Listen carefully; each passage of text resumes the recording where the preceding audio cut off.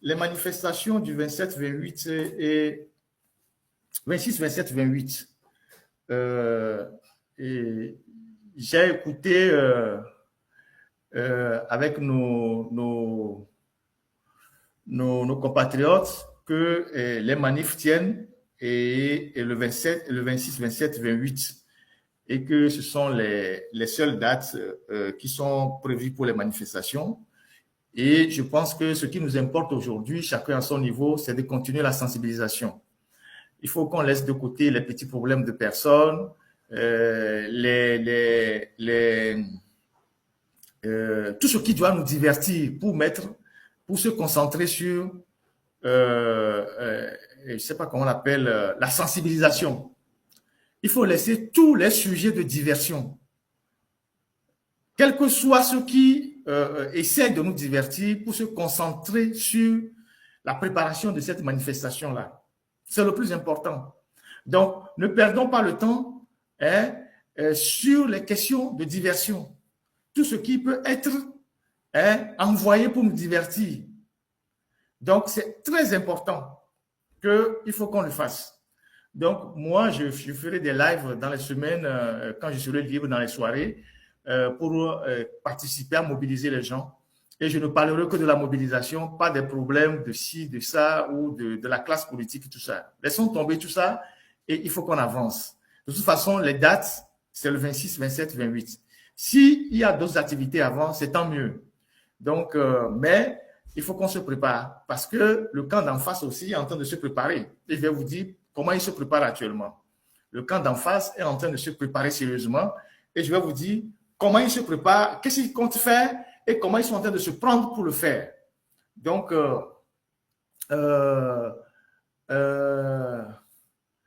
voilà ce que je voulais dire. Mais dans le même sens, je voudrais dire à tous les influenceurs, tous les activistes, tous les influenceurs, tous les activistes, ceux qui prennent la parole, qui font des lives et qui, d'une manière ou d'une autre, chargent le régime. Je voudrais vous dire de faire très attention les jours à venir. Le régime est en train de prendre des dispositions, en tout cas, ils sont en train de travailler à localiser la plupart des activistes, la plupart des blogueurs, la plupart des influenceurs, à les localiser. Et s'ils cherchent à les localiser, vous imaginez à quelle fin. Donc, ils sont en train de chercher à localiser l'ensemble de tous ceux qui, aujourd'hui, portent la voix de la jeunesse, font des lives, essayent d'informer les Togolais, de les mobiliser. Ils sont en train de réfléchir. Ils ont mis en place une cellule pour localiser tous ces gens-là. Et donc, vous devez faire très attention dans votre vie quotidienne. Qui vous approche, qui vous aborde, qui vous donne des rendez-vous, qui veut vous voir, qui veut vous rencontrer. Faites très attention. Restez au maximum vigilant. Vigilant, extrêmement vigilant. Quelqu'un que vous ne connaissez pas avant, qui vient vous proposer, je ne sais pas, un truc bidon, envoyez-le se faire foudre. Moi, je suis ici, il y a beaucoup de gens qui m'écrivent. On dit, Ferdinand, on te remercie pour ton engagement. Est-ce qu'on peut se parler? On va faire ci, on va faire ça. Je ne leur réponds jamais. Il y a des gens qui m'envoient des mails subitement, qui me font des trucs. Je ne leur réponds jamais parce que je ne sais pas qui ils sont et je ne veux tomber dans aucun piège. Donc, moi, je suis très fermé. Donc, faites de votre vie une vie fermée en ces moments-ci où je vous parle. Et donc, faites très attention que des gens vous appellent pour dire, ah oui, on veut te confier un dossier, oh, tu es quelque part ici, est-ce que tu peux nous rencontrer, on va discuter un peu. Faites extrêmement attention. C'est un conseil que je vous donne. Je parle des blogueurs, des activistes, tous ceux qui sont sur la toile en train de participer à la mobilisation. Moi-même, journaliste, je suis ciblé régulièrement. Mais bon, comme moi, je suis un journaliste, j'ai des informations de première main, je sais ce qu'ils font. Ils ont déjà hacké deux de mes pages Facebook. Ils ont utilisé des hackers de Bangladesh. On a identifié les gens qu'ils ont utilisés pour faire ça, pour faire sauter nos pages. Et 2 pages Facebook, une page TikTok. Et ils ont payé des hackers au Bangladesh. Vous savez que ceux qui sont spécialistes aujourd'hui dans ces histoires de hackers, c'est beaucoup plus les Indiens les gens du Bangladesh et autres. Donc, ils ont mis beaucoup de moyens pour ces gens-là. Et ensuite, ils réfléchissent à venir là où je suis en exil, venir déposer plainte contre diffamation, pour diffamation. J'attends vraiment leur plainte pour diffamation. Et donc, ils sont en pleine réflexion. Là aussi, je suis bien informé. Et j'attends qu'ils viennent déposer leur plainte pour diffamation. Je ne sais pas par rapport à quoi. Voilà des gens qui tuent des Togolais. Voilà des gens qui assassinent des Togolais. Voilà des gens qui ont eu le culot de m'accuser de financer le terrorisme dans un document officiel, sans aucune preuve. Des gens qui sont restés dans leur laboratoire, qui ont sorti une information sans tête ni queue, que moi, Ferdinand, journaliste en exil, en train de me débrouiller, que moi, j'ai eu les moyens de financer le terrorisme au nord du Togo. Et donc, c'est eux qui veulent venir porter plainte contre quelqu'un, parce qu'ils seraient diffamés. On attend quand même leur plainte, et ça nous permettra quand même d'élargir un certain nombre de dossiers par rapport à eux.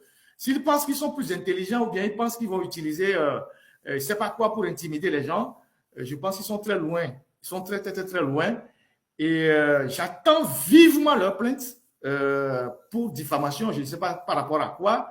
Et comme eux-mêmes là, ils m'ont accusé plusieurs fois de financer le terrorisme, ce sera l'occasion qu'eux, ils sortent aussi leurs preuves. On verra. Et j'espère qu'ils vont commettre vraiment cette bêtise de venir porter une plainte. Et on verra ce que ça va donner devant les tribunaux où je suis.